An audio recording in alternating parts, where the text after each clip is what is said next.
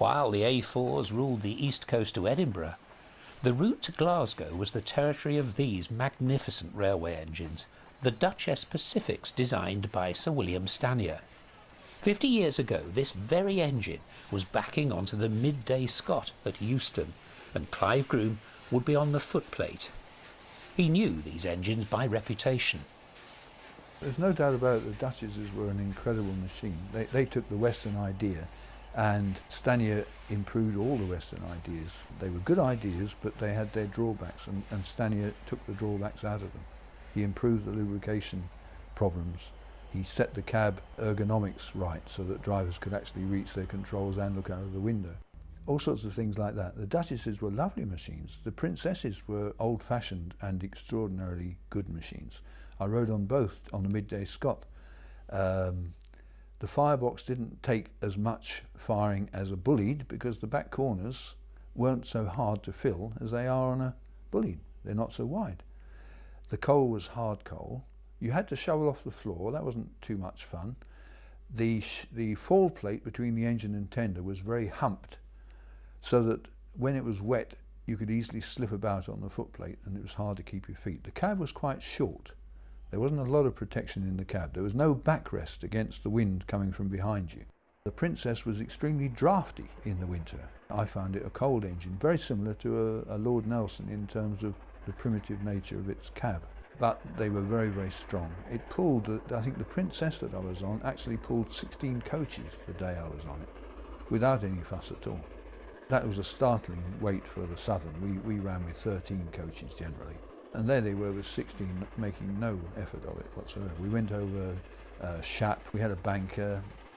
It was very impressive to set out on a 400-mile journey, and it put our stuff into the shade completely. The Stanier Pacifics had featured on newsreels when Clive Groom was a little boy.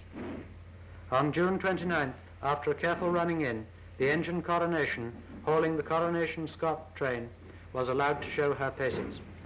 She was in charge of driver Tom Clark and fireman Lewis. 100 journalists and railway officials took part in a test run from Euston to Crewe and back that provided such an orgy of speed as has never before been indulged in over LMS metals. Until nearing Crewe in the down direction, the running, though excellent, was kept to schedule. But at Whitmore, driver Clark let her have the throttle. From 85 miles an hour, the speed rose quickly to 100.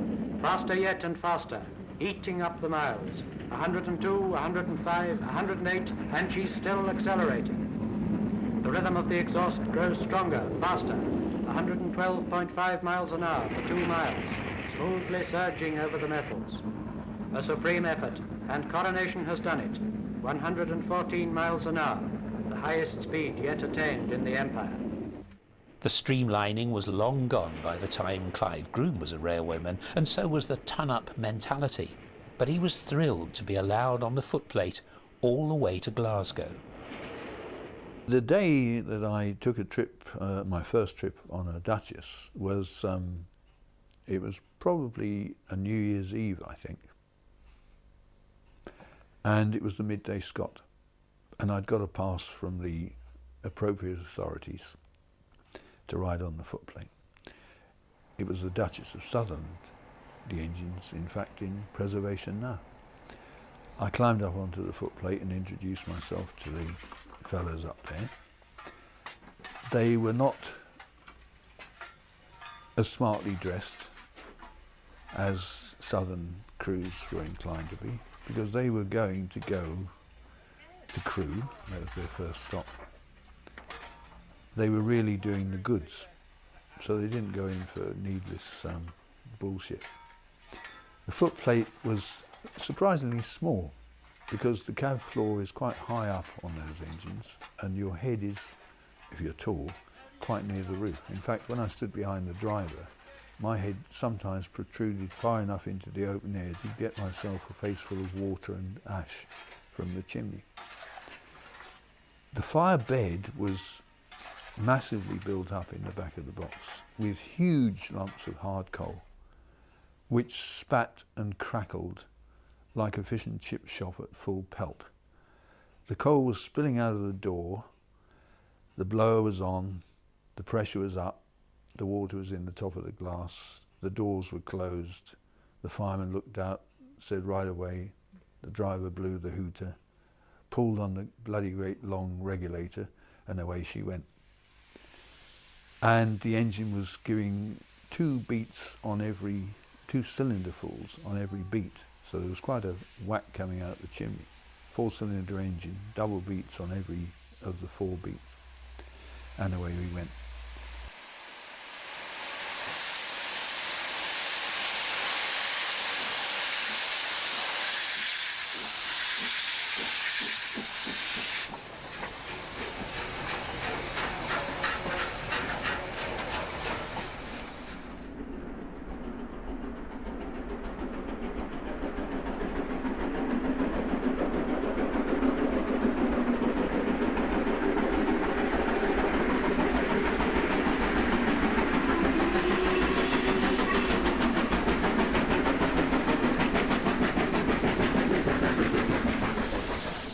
The fireman opened the door up and started shoveling the coal in on top of what was already in there. With not a very large shovel, but a smaller handled one than they used on the Northeastern. So an LMS shovel is like a Northeastern shovel, slightly truncated. And he was whacking the coal into the back corners and down the front. And what I noticed was that the back corners of a Duchess aren't as wide as the back corners on a Merchant Navy. So he didn't have to swing the shovel quite so in such an exaggerated movement to get the coal from either side to the other. They're slightly trapezoid in their shape. Longer though than a Merchant Navy. And away we went. The engine wasn't in very good nick. The engine was priming for a start. Now when an engine primes, it gathers the water out of the boiler and throws some of it out the chimney. And that was causing them trouble for some time. But the fireman got the water level a bit lower and away we went. At one point, I remember, they said to me, Clive, stand in the corner of the cab away from the fire door. And what it was, they were going through a very narrow bored tunnel. I can't think of the name of it now, but it's quite well known. And recently a man was burnt there because he was actually firing going through the tunnel, which was an absolute no-no. They put the blower on full to get the most draft they could on the chimney to draw the fire forward, even though the regulator was already open. They shut the fire doors up tight. The driver stood in his corner. The fireman and I stood in the fireman's corner, and we went whoop into that thing at high speed. And I was told that the cab would have filled with flame had the door been open or the blower not been full on. It was just like pushing a cork into a bottle, that engine throwing itself into that tunnel.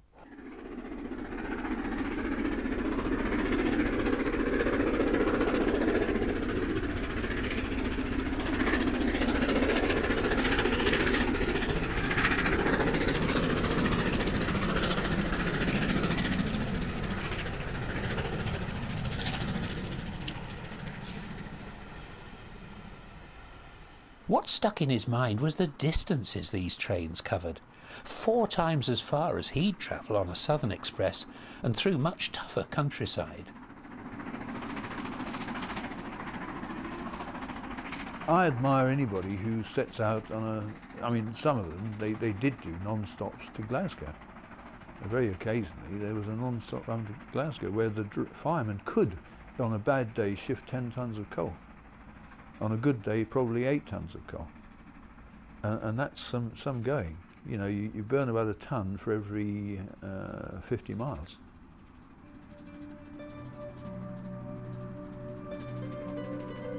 At Crewe, there was an engine change, and Clive found himself on the older Princess type of engine, a huge machine whose Great Western ancestry could be seen at a glance.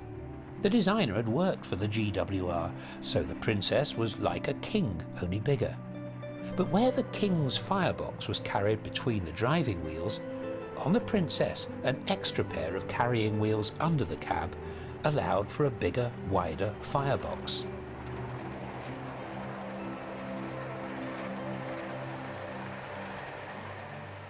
This had been Stanya's first attempt at a top-line express engine, and it was a full 15 tons heavier than a King. In fact, the Princess had the longest fixed wheelbase of any British express locomotive. Even the controls seemed giant-sized. The regulator was a long slab of iron, which suggested that this heavy machine really meant business.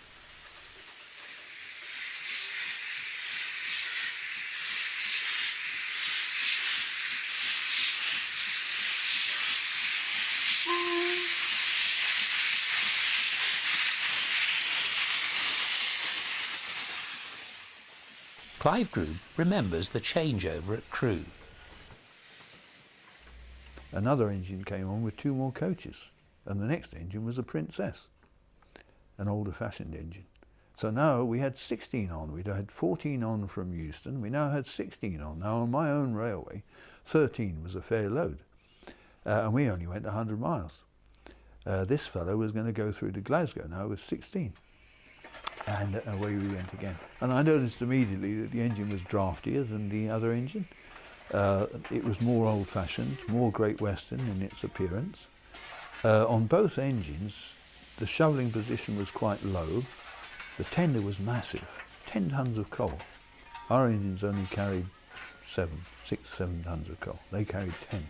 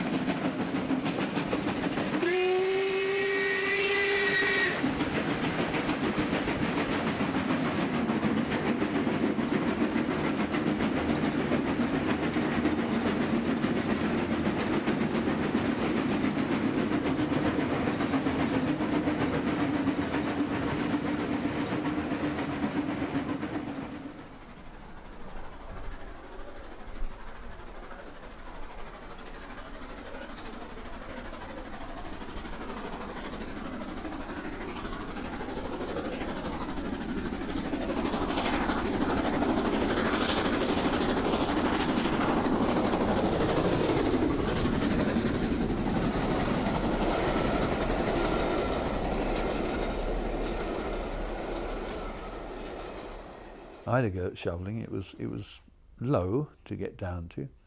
The fall plate was split in 2 halves. It was a bit humped, so you could slip on it quite easily. There was such a gradient on it because of the hump that you could slip rather easily doing it. But I managed to fire it okay.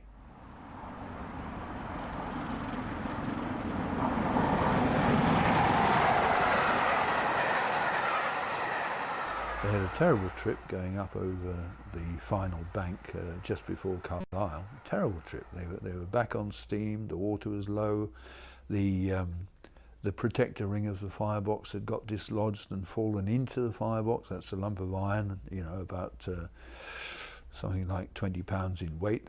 The baffle plate, which is held in by the protector ring, then fell into the fire as well. So now you've got 2 lumps of metal in the fire amongst all the coal and clinker. The fireman was having a real struggle. We stopped when we got to the top of the bank, and the driver examined the engine because he said he'd thought he heard some groaning in the valve gear. And then we proceeded on down to Carlisle, making up the water level in the boiler while we did. So it was an epic trip. We were an hour late by then. And when we got to Glasgow, I'd spent 9 hours on the footplate. 9 continuous hours on 2 engines, and we'd done 400 miles, and I hadn't done much of the work, but I was knackered, and I was black with coal dust, and it had been a hell of an insight into what real locomotive work could be. And I never really was frightened after that at anything the Southern threw at me.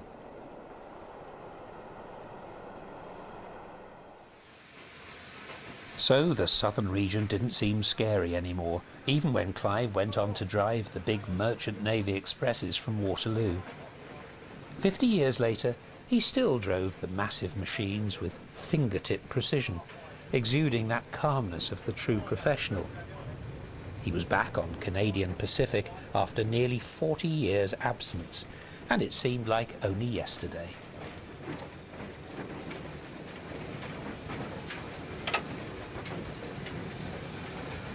What a lovely afternoon, eh? I couldn't think of a better way.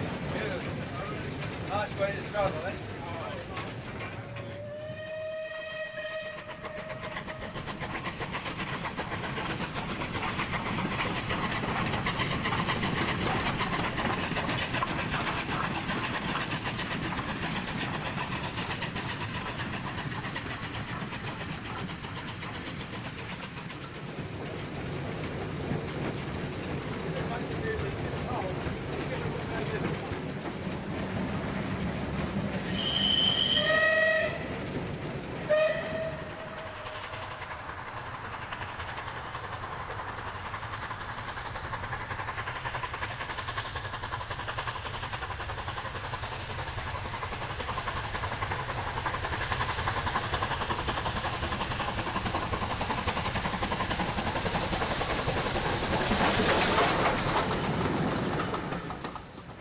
Clive sees himself as a successor to the Georgian coachman, with the team of horses replaced by a living, breathing machine.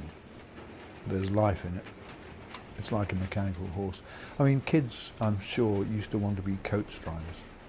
It's something that comes from the unknown, passes through your life and disappears again, and somebody's in charge of it, and you envy them. One, because they know something about the outside world that you don't, and two, they're controlling something which makes a lot of clatter and noise and rhythm. Coach drivers were always waved at by the kids of the village. Engine drivers were always waved at.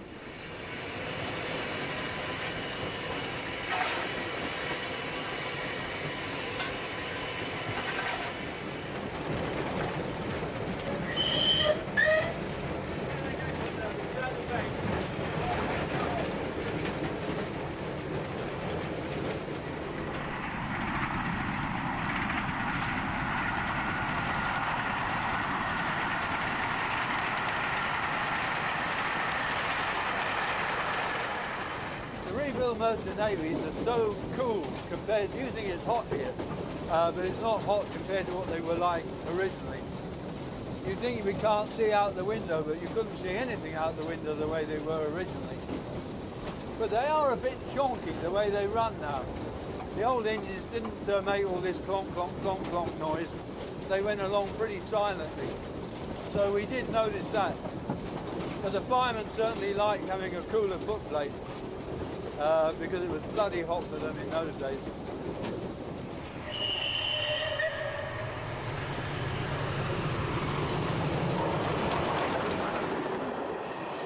Give any self-respecting engineman the chance and he'll swap places with the fireman, because firing's more of a challenge.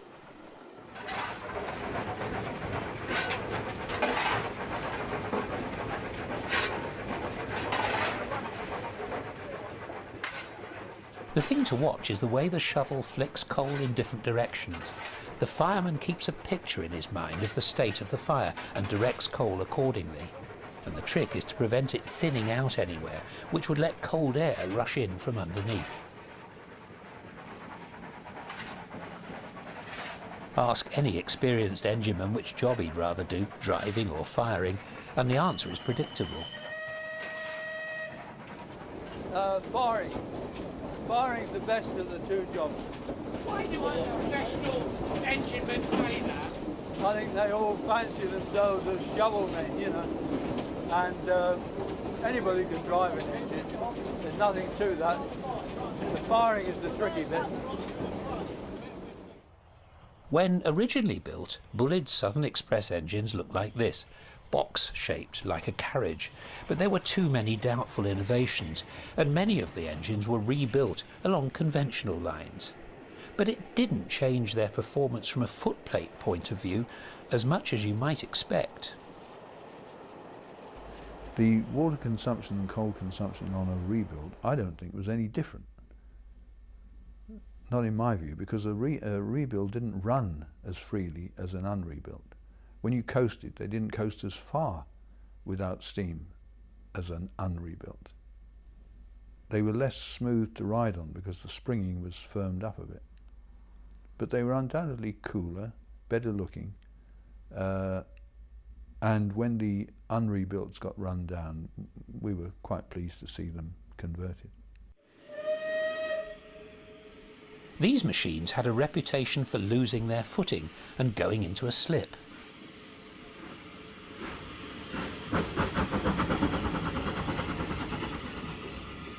Now a good driver will watch that like a hawk. He won't just open the regulator and leave it, because the engine will slip then. Now remember that the engines that the drivers that took over those Bulleids when they were built in the 40s had been driving King Arthurs mostly. There was only 16 Nelsons. And those King Arthurs were as heavy as lead and practically never slipped whatever you did to them. And then they were suddenly faced with this rather complex machine, full of gauges, with a steam reverser that frightened them to death, 280 pounds pressure, and a regulator that had no real first valve to it. Okay, now most regulators have quite a large first valve which you get the engine going under before you hit the second valve. On a Merchant Navy or a West Country, it's a very quickly opened regulator. And those men weren't used to that. And of course they slipped and slid all over the place when they first came out. They eventually reduced the pressure from 280 to 250, which made a bit of a difference. When you started away, you whacked the regulator open to make the engine jump forward. Once it had jumped forward, you shut the regulator and let the pressure drop until it dropped to about 60, and then you opened it again between 60 and 80 and shut it again, and as long as you kept it floating between 60 and 80, it would pull a train away with not a trace of a slip. And as your speed increased, you increased the steam from 80 to 100 to 150, 160, and you drove it away to a sort of a normal speed at 160, and then you whacked it open as full as you liked after that, and away she went. They were very powerful engines. This Q1 freight engine from the same designer reveals their greatest strength, the ability to boil water rapidly. Look at the Q1 as an example. The Q1 has a firebox which is 9 feet long and a boiler which is 11 feet long, a barrel, half and half. Bulleid Pacifics have a firebox and combustion chamber which is almost as long as the boiler barrel. So Bulleid had got the idea absolutely perfectly. It's the firebox and the ability to boil water that's the important thing, not the length of the boiler. And his boilers definitely boil water. It's a very wide grate. It's got a terrific distribution of air over the fire bars. I've fired A4s, I've fired Princess, Duchess, I've fired Bulleids. And the Bulleids burn more coal in the back corners than either of the other types because they have more air given to the back corners of the firebox. A Bulleid ashband goes straight up in a straight line to the back corners of the firebox. None of the others do. They're all constricted one way or another to the back corners of the firebox. The Bulleid back corners are almost square. The tapering of a Duchess means that you don't have to throw the coal very far on the back corners of a Duchess or a Princess. So you've got all that extra footage of heating area at the back of a boiler on a Bulleid. Clive Groom believes the Great Western kings and castles, for all their many merits, weren't in the same league as the Bullids when it came to sustained power production. A king needed the right coal and expert handling. It simply didn't have the great area of its younger cousin, so it was hard to compare the two different types. Well, I mean, I wouldn't compare them. Bullied is in a class on its own. I wouldn't say that a king could compete with a Bullied. I think a castle was a better engine for its size than a king was for its size. I don't think the king was such a great advance over a castle at all. But the Stanier Duchess was a different proposition. The Bullieds are only a 3-cylinder engine, so they haven't got the power of a Duchess. The firebox of a Bullied is an incredibly efficient coal burner, and I don't think that any engine exceeded the Bullieds in production of steam. The Duchesses were certainly magnificent machines. So which of the big four crews were at the top of the tree? Well, I don't think the King had a bad job at all. Most of their line is level until you get down into the Devon areas. The LMS, I think, probably had the toughest road. The LNER had the fastest road, so they could do the speed records down Stoke and so on. There wasn't that sort of place on the Southern or on the LMS. And which crew had earned their money? They're all good. Every one of them. Yeah, they're all good.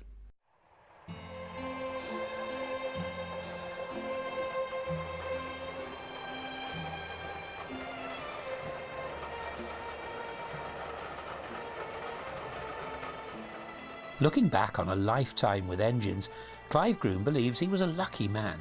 Lucky to be part of the railway family which reached into every corner of the land. There was pride in the job, and it could be seen even in the quietest corners of the system. For some people, even allowing for the inevitable nostalgia, this was a quieter, simpler and better world. It's an old society of Britain's industrial age, where people had friendly societies for getting money.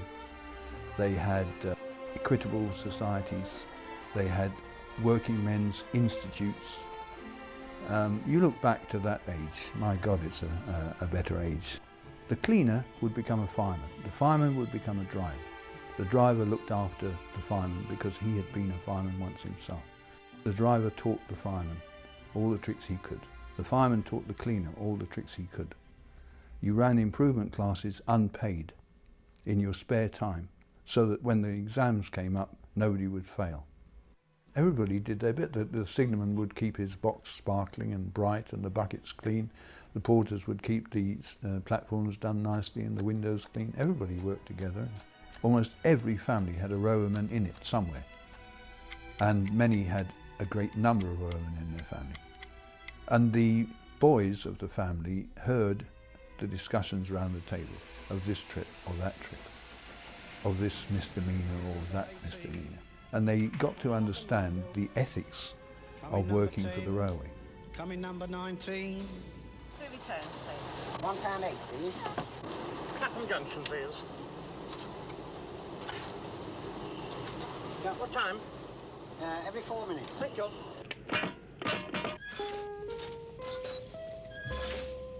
And the public had a different relationship with railways. They were run as a service and not just as a way of taking as much cash off people as possible. Many more destinations were served, staving off the need for the motor car. That was before the little branch lines were axed. It was a world where small boys collected numbers and little old ladies searched for their brolly. Good morning. Can you help me, please? I've lost my umbrella. Yeah. I left it on the 3:15 train from Allerton. From Alton? Yes. Yesterday? Yes. And what colour? A brown one. Has a cover on it. Has a cover on it? Yes. It's got a round curly top. It seems such a long time ago that men like Clive Groom worked the big ocean expresses from Southampton docks.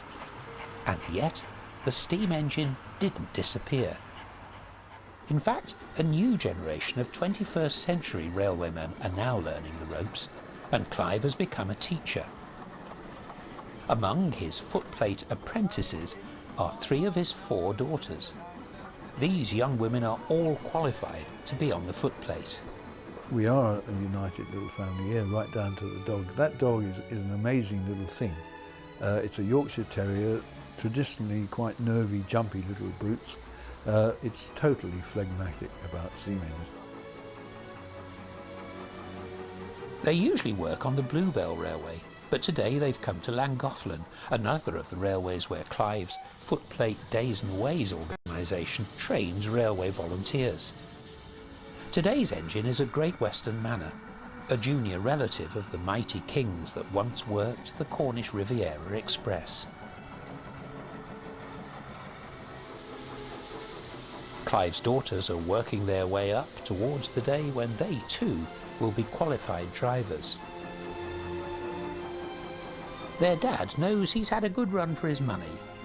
Many of his old mates are gone, but perhaps he'll be welcomed as a qualified fireman even after he reaches the end of the line. Unless there's a steam engine in heaven, and I think really there's unlikely to be steam engines in heaven, although most of my mates might be up there. We can talk about steam engines if I get there. If I go the other way, I shall be an expert in firing the fires, and I'll probably be senior fireman in hell, you know, and that might be a good job, I don't know.